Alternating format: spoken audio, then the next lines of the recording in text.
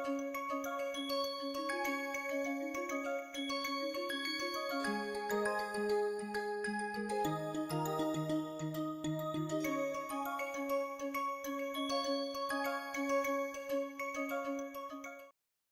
the earlier classes, we have studied in very much detail the compressed state hydrogen storage and liquid state hydrogen storage, where the goal has been towards making the hydrogen molecules as close as possible to store it compactly, increasing the volumetric density, and at the same time using as little material, additional material as possible.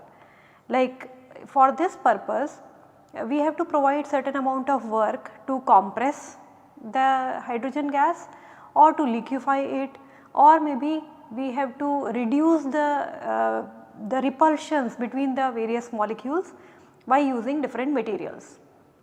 Now there is another method of hydrogen storage which is a hybrid of both these, compressed as well as liquid state, that is known as cryo-compressed method of hydrogen storage.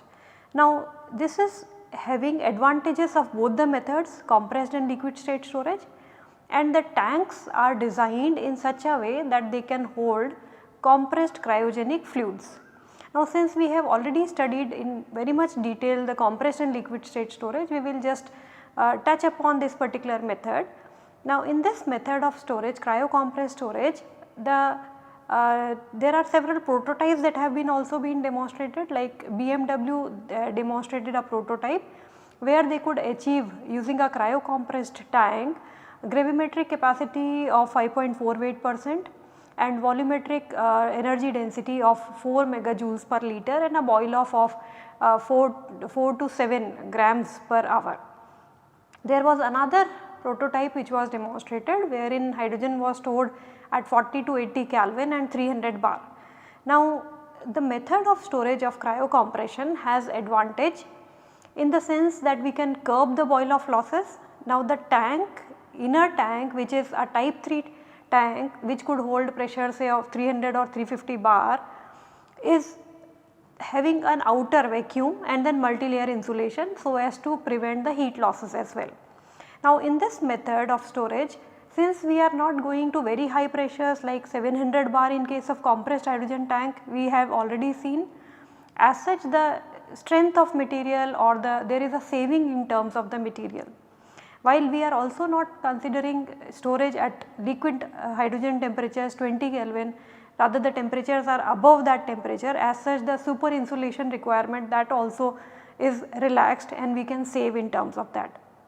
At the same time, as we have seen in the liquid state storage, that because of the heat loss, because of evaporation, there is a pressure buildup, and liquid hydrogen tanks, these are not meant, they do not have as much of strength to bear very high pressures. So at that time boil off or loss of hydrogen is inevitable. But in case of cryo-compressed tank, since the inner tank can hold a higher pressure, as such the dormancy period can be extended and boil off can be curbed. So as such there are several advantages of cryo-compressed storage, and that is another way of storing hydrogen. Now in this class we are going to start with the solid state hydrogen storage methods.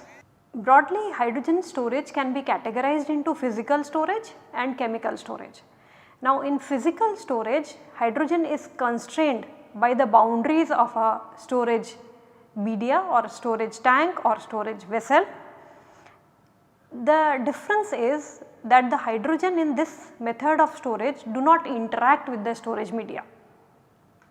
So this method of storage we have seen like compressed state storage, liquid state storage, cryo-compressed method of storage, and then if you further cool it down below the boiling point, like the liquid state storage temperature was 20 Kelvin, if we further cool it down to less than 14 Kelvin, then we can achieve solid hydrogen. So herein in this method hydrogen is stored in the molecular form and it is confined within the boundaries of a storage vessel or container with which it does not interact, or it is not desired that it should interact. In the other method of storage, which is chemical storage, in this particular method of storage hydrogen atoms or molecules, they in fact interact with the storage media, or they react, or they form a bond with the storage material which is being used for storing hydrogen, as such forming certain compounds or a different material. So, in the chemical storage method comes the different absorption based materials that we are going to start to learn today. Metal hydrides, complex hydrides and chemical hydrides, liquid organic hydrogen carriers including C6H6, C6H12, C10H8, C10H18. Then there are reformed fuels. Different reformed fuels can also be used, like converting it into a form of ammonia or different Fischer-Tropsch liquids, and then can be stored. Now we will start with the adsorption based material today. Now when it comes to solid state hydrogen storage, there are certain characteristics which are required for the materials if they are to be used for hydrogen storage. So the basic requirements for material to be used to be hydrogen storage is that the material should have high hydrogen capacity, and that capacity should be both per unit mass and per unit volume, and that can be expressed in the form of either gravimetric energy density or gravimetric hydrogen storage capacity or volumetric storage capacity. So, the gravimetric capacity can be defined as the mass of hydrogen being stored divided by the sum of mass of hydrogen and the storage media, and same way volumetric storage capacity can be defined as mass of hydrogen per unit volume of the storage media. It should be able to store hydrogen under moderate conditions of temperature and pressures, unlike the compressed state storage where the pressures were very high 700 bar or 350 bar, or neither it should be very low temperatures like in case of liquid hydrogen which was 20 Kelvin. So, the operational temperatures and pressure should be moderate. There should be moderate heat of formation and desorption should be associated with such materials. By moderate heat of formation we mean the thermal management should not be very restrictive or very strict. This is because if undergoing a reversible hydrogen storage, if certain amount of heat is also released during the cycling process, in that case that should not be very high, and if that is very high there are a lot of thermal management issues will be there. The material should be reversible. By reversible we means once the hydrogen is used from such materials, then putting back hydrogen to get the initial state of material should be relatively possible. By reversibility we mean there are ways of making the material reversible, or it could be either on-board reversible, it could be off-board reversible. By on-board reversible we mean that at a certain temperature and pressure, if we put hydrogen into the material which has already desorbed hydrogen, then it should take back that hydrogen and get back to its initial state. That is, we can do on board. However, there are certain materials that we will see that take up hydrogen again at very high temperatures or pressures or very strict conditions. They can also undergo certain set of chemical reactions so that the used material gets back to its initial state. That means they can be off-board reversible, but reversibility is a must for sustainable hydrogen storage. The next characteristic required is fast kinetics. Now, fast kinetics plays an important role when we are getting hydrogen from such materials. So, that is when the hydrogen is being released or when hydrogen is being charged into such materials.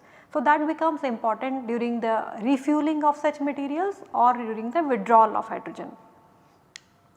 These materials should be highly stable against the environmental conditions, they should be stable against the oxygen, they should not form oxides, they should be stable when in the presence of even moisture, and that means that it should not degrade, or the performance should not degrade when exposed to such conditions.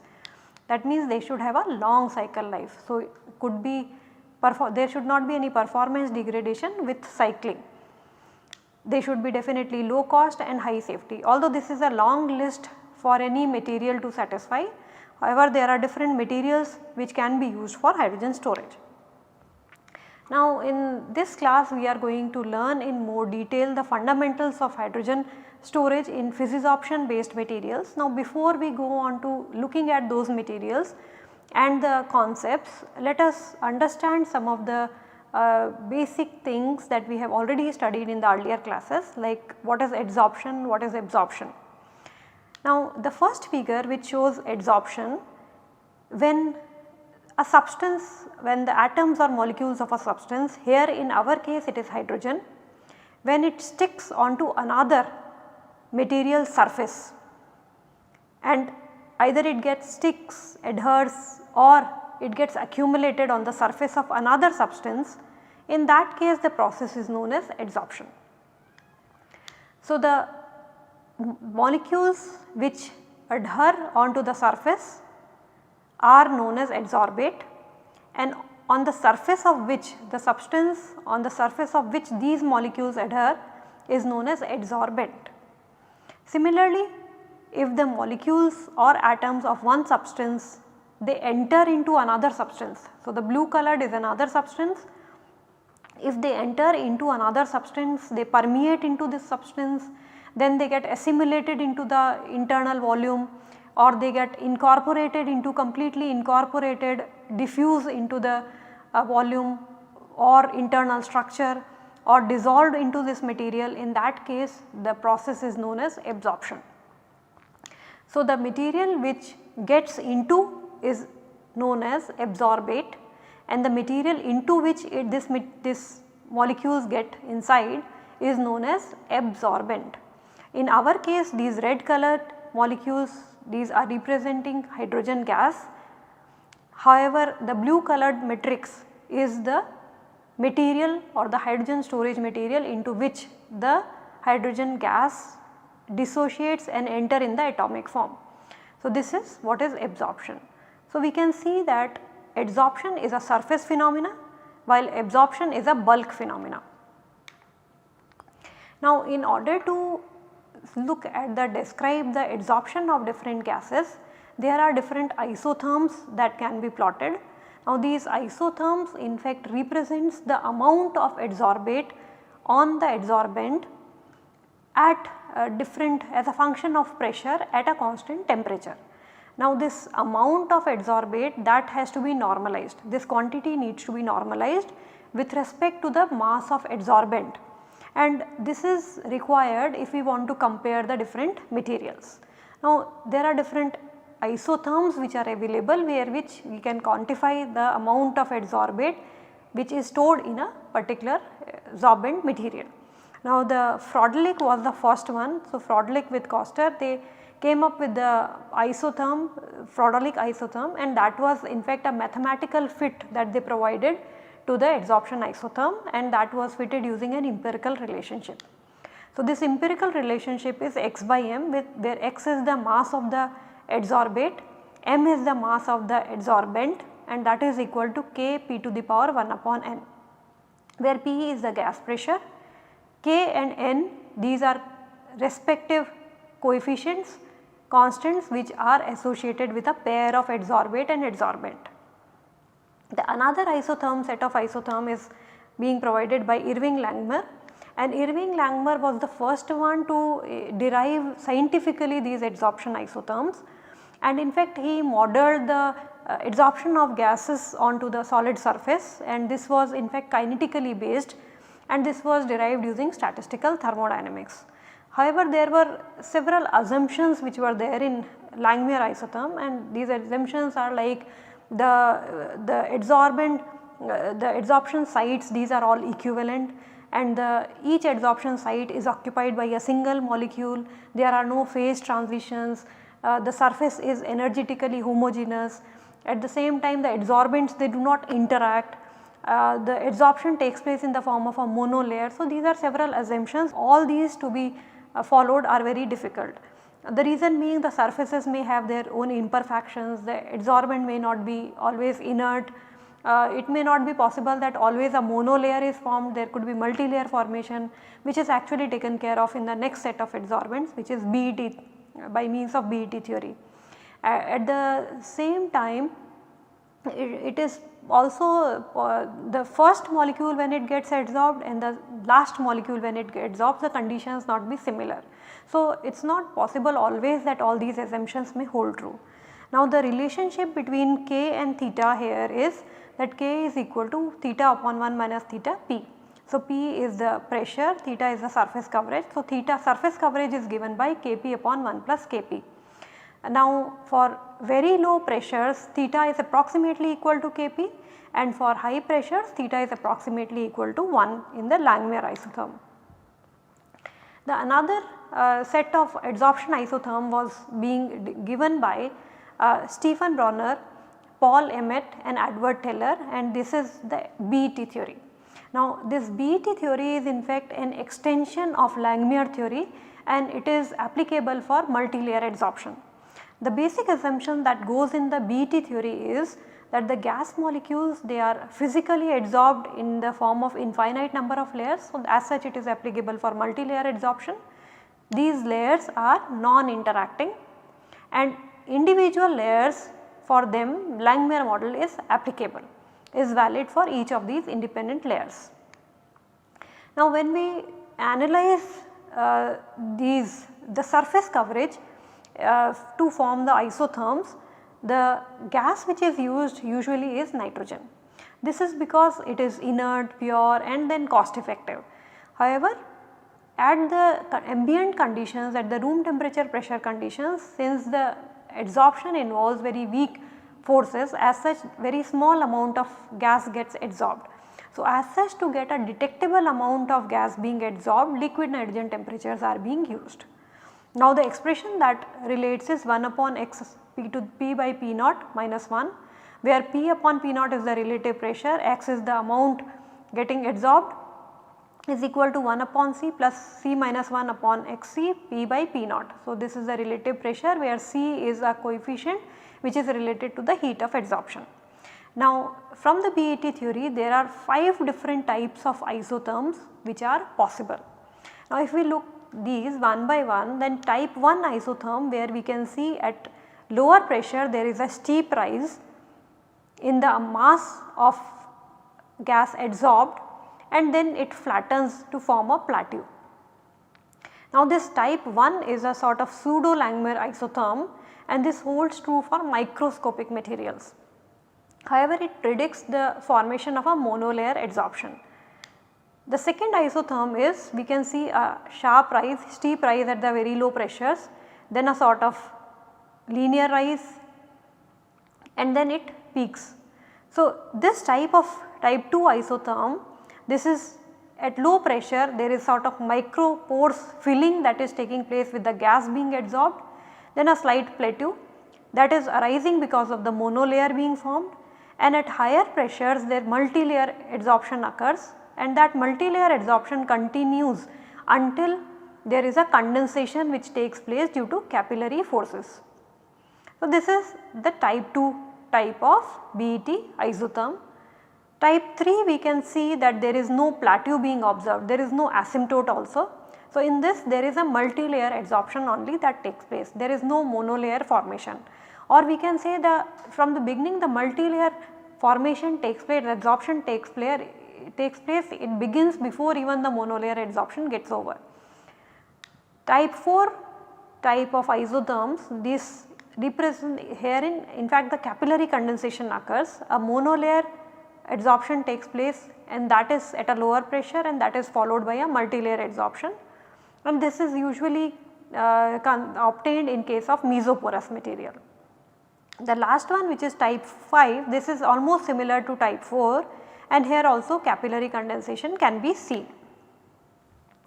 Now these are the different isotherms. If we want to measure the hydrogen uptake in case of physisorption based material, then these isotherms are much helpful. Now when it comes to hydrogen storage in the sorbent materials, physisorption is the basic process. In physisorption, hydrogen is stored in the molecular form, and this is stored in the molecular form on the surface of the different sorbent materials, and these are interacting with the surface of the sorbent by means of weak van der Waals forces. Now these weak van der Waals forces, these arise because of the intermolecular the dipoles which are created because of the random fluctuations in the charge distribution that results into the weak van der Waals forces, or we can say the the absorption and the attraction between the different gas molecules and the surface or repulsion between the gas molecules can be represented by the potential energy curve, which is given by the Lennard-Jones potential. So, the potential is given by 4 epsilon, this is the depth of the potential well, sigma upon r. So, r is the distance between the atom and the sorbate, sigma is that finite length distance at which Lr becomes 0. So, sigma upon r to the power 12 minus sigma upon r to the power 6, this is the potential energy relationship. Now, if we draw this potential energy relationship, its minima occurs at a distance from the surface which is approximately equal to the sum of the radii of both adsorbate and the adsorbent. So, it is minima occurs at a distance from the surface which is sum of van der Waals radii of the adsorbent atom and the adsorbate molecule. Now, when it is a microporous material, in that case the pore size is very small and we know that it is say less than 2 nanometer. In that case the pore size is almost equivalent to that of the adsorbent dia. Now, in that case the interaction gets very much affected by the pore size and pore dimension. Physisorption is, we have already seen that it is a surface phenomena. Now, in surface phenomena what is the requirement is that a high specific surface area should be there. It is dependent upon what is the pore geometry, what is the pore dimension, what is the pore volume, what is the porosity of the material. All these determine the adsorption of the adsorbate onto the adsorbent. Also, this adsorption process is an exothermic process, and this is because of the low polarizability of the hydrogen molecule. The interaction which is taking place by means of weak van der Waals forces is weak in the case of physisorption or sorption based materials. Now, that means adsorption energy is very small. The value of adsorption energy typically lies in the range of 1 to 10 kilojoules per mole. This is unlike in case of the materials which work on the principle of chemisorption, where the bond formed is more stronger, and there the adsorption energy can be even an order of magnitude higher than this particular adsorption energy. Now, if we want to measure the hydrogen uptake, there are different ways of measuring hydrogen uptake. Either it could be gravimetric or volumetric storage capacity could be monitored. So, as I mentioned that the gravimetric capacity is mass of hydrogen being stored divided by the mass of hydrogen stored plus the material mass or the mass of the storage media, and volumetric storage capacity is the mass of hydrogen stored per unit volume of the storage media. Now, in order to find the hydrogen uptake in these porous materials, the best way could be to find the adsorption isotherms. Now, this absorbed amount of hydrogen in these porous materials can be mentioned by either finding out the absolute storage capacity or excess storage capacity. So, these are the terms that can be used for deciding on to how much is the hydrogen uptake in a particular class of material. Now, this term excess storage capacity is in fact what we measure experimentally using the different experiments, and this excess capacity if we try to define, then it is the difference of the gas which is being stored at a particular temperature and pressure in a volume which already has adsorbent minus the quantity of hydrogen which will be stored in the same conditions, same temperature, pressure, same volume in the absence of gas solid interaction. Or we can say that excess capacity is the amount of hydrogen being stored at a certain temperature, pressure in a volume wherein adsorbent is there in the presence of gas solid interaction minus in the absence of gas solid interaction. Now, but the how to measure this quantity which is stored in the absence of gas solid interaction, and that is very difficult to obtain. Now, in order to mimic that quantity which will be corresponding to absence of gas solid interaction, what is being done is non-adsorbing gas is taken which does not interact with the solid surface, and the volume of this non-adsorbing gas is being measured to find the second term in the excess capacity. The another term is absolute adsorption. Now this absolute adsorption as such is difficult to find out.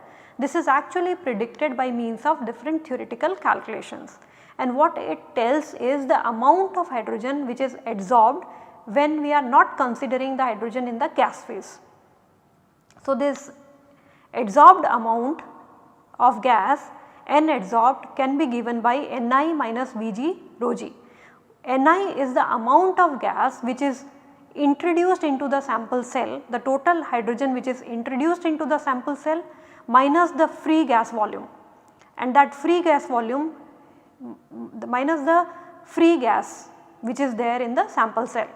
So this is given by the product of free gas volume occupied by the gas inside the pore volume of the sample times the gas density. So that gives the absolute adsorption. Now it is very difficult to find out what will be the real free volume, it is not known. What experimentally we can find out is excess adsorption. Now to find out the free volume we usually do the helium expansion and find out. Now what we get is the excess adsorption, that excess adsorption is given by Ni minus V naught rho g, where Ni is the hydrogen which is introduced into the sample cell or the measuring cell, minus V naught is the helium volume which is there, which is being taken up in the absence of gas solid interaction, because that is a non-adsorbing gas, and the gas density rho g. So this is the excess adsorption, and the earlier one was the absolute adsorption. So there is a relationship between the experimentally measured excess adsorption and the absolute adsorption, and that is given by the excess adsorption is given by the absolute adsorption N adsorbed minus rho g times V naught minus Vg, where V naught we have, as we have seen, this is the helium volume in the absence of gas solid interaction, while Vg is the gas volume in the presence of gas solid interaction. So the difference of two can be represented by Va, and this is the difference between the real free volume and the free volume which is measured by the helium gas in the absence of adsorbed phase. So this is the volume occupied by the adsorbed phase, and this is how we can calculate the hydrogen uptake. Now if we see the absolute hydrogen uptake at a temperature of 77 Kelvin, that is actually given by a Langmuir isotherm or type 1 type of isotherm, and that shows the formation of monolayer. So in fact if we plot the amount of gas adsorbed with as a function of pressure at a particular temperature, then we will see there is a sharp rise and then it becomes constant. So that is the absolute adsorption at 77 K. So it follows a sort of Langmuir type of isotherm or type 1 type of isotherm, and that shows the formation of monolayers. However, the other term which we have studied is the excess adsorption. This excess adsorption we know that can be measured experimentally. However, the variation does not show a plateau. So there is no plateau if we plot the excess adsorption. Initially it remains consistent with the absolute adsorption, however it peaks and then it decreases. So there is a peak and thereafter there is a decrease in the adsorption.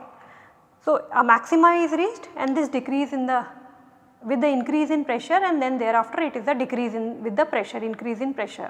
Now it can also become 0 or it can also become negative. Now as such it is not corresponding to the real physical decrease. So this is the gas, this is because the gas is adsorbed in pores. So this nature is because the gas is adsorbed in the pores and then it gets saturated, but the gas density it keeps on increasing. So actually it does not correspond to this decrease, does not correspond to real physical decrease of the adsorption capacity, rather it is the consequence because we have measured the void volume of the sample using the helium gas expansion that was in the absence of adsorbed phase. That is the reason why we are getting this dip in the adsorbed amount. At moderate pressures both we can see that the absolute and excess they are similar, they coincide, there is not much of difference between the two, and they can directly be represented by the type 1 type of isotherms. However, there is a difference that occurs at a higher pressure. So we can see the deviation that takes place at a higher pressure. For absolute there is a plateau is reached, however for excess after peaking that there is a dip in the excess adsorption. Now this was the effect of pressure.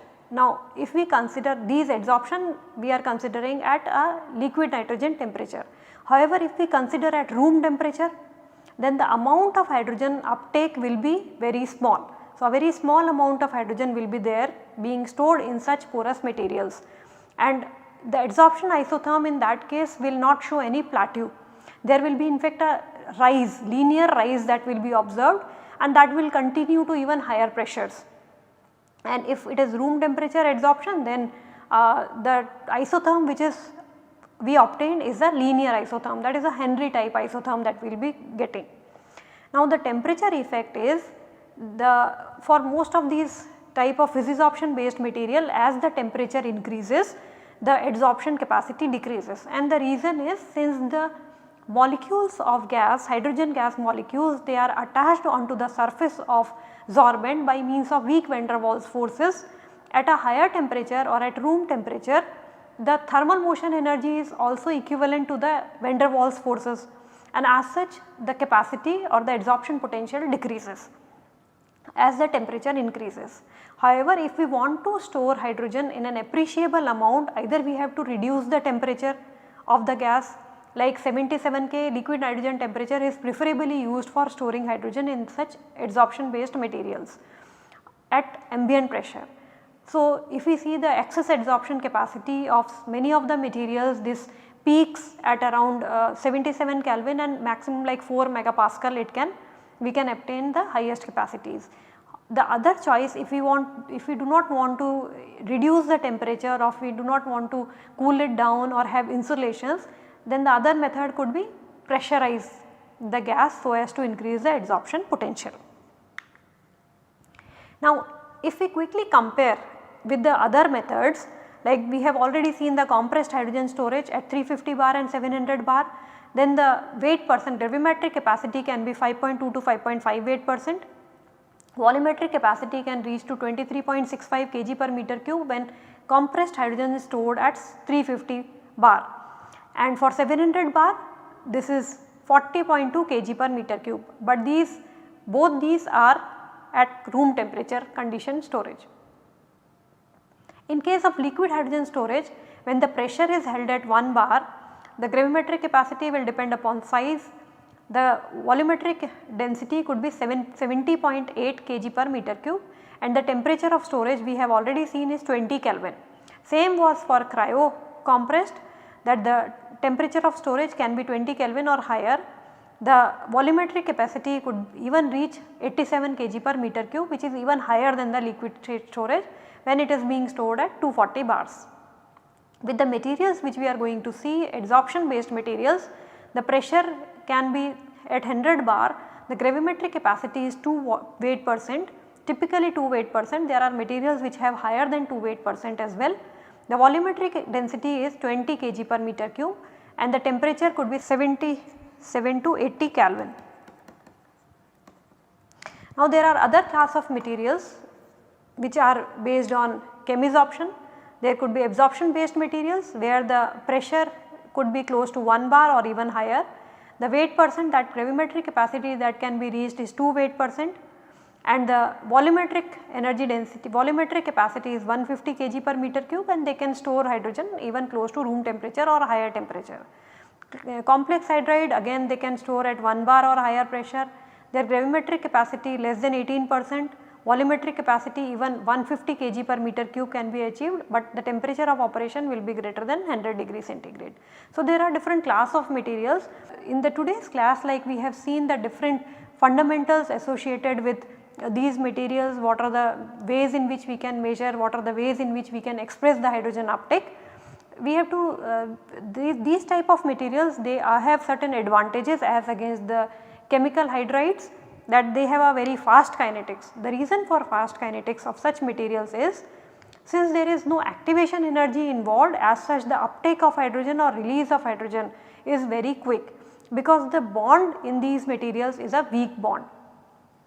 Now the reversibility of these materials is very high. The reversibility is an important criteria when selecting a hydrogen storage material. The reason of reversibility is there is no strong bond with the storage media. Now this is an advantage for such materials that we can get a reversible hydrogen store. At the same time the cycle life of such materials is very good because there is no diffusion of hydrogen into the molecule, no permeation of molecule, no formation of strong bonds into the molecule, not getting up into the internal structure of the absorption materials. So as such there is no structural changes which take place or no electronic changes that can occur, no perturbation of the electronic charge that can occur. As such the cycle life of such materials is higher. There is a low heat of adsorption which is associated with the weak van der Waals forces, and that becomes an advantage when it comes to designing a hydrogen storage tank. So in the next class we will see in more detail what are these materials, what are the different classes of such materials which store hydrogen by means of physisorption. Thank you.